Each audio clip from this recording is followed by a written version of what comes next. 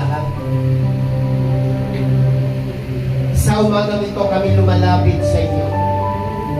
At sama-sama po namin, Lord, itinataas ang lahat ng mga nanay at soon to be na mga mother, Panginoon, sa lugar na ito. Lord, nakikita mo ang kanilang mga kinakaharap. Nakikita mo, Diyos, ang mga problema na patuloy nilang dinadala, Panginoon. And right now, Lord, we declare na wala ng kapangyarihan ang kalaban sa buhay. Sa lahat ng kanilang mga ginagawa, Lord, patuloy mong pagpalain, Lord God. And we speak for blessings sa kanila, Panginoon. Hindi lamang financially, materially, higit sa lahat, Lord, spiritually, Lord, i-bless mo sila, Panginoon.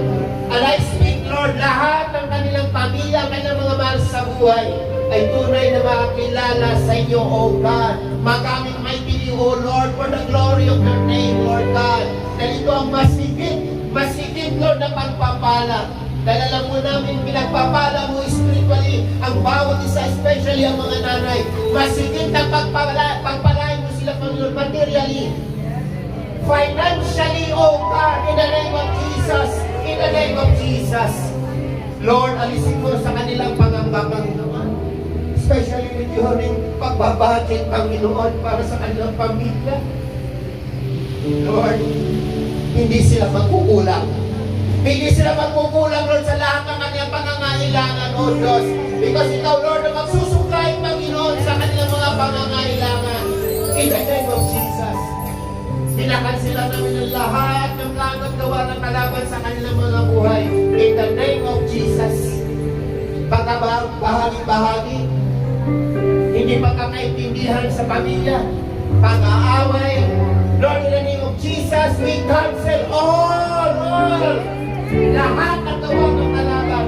At Lord, we speak for blessings, pagmamahalan, Panginoon, sa pamilya, O God, in the name of Jesus.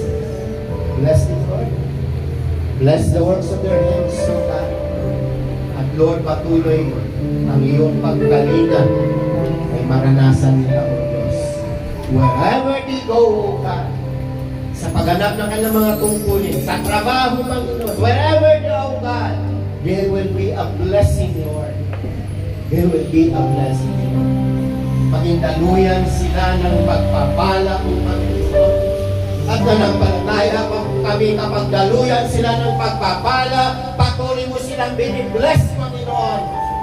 You will replenish every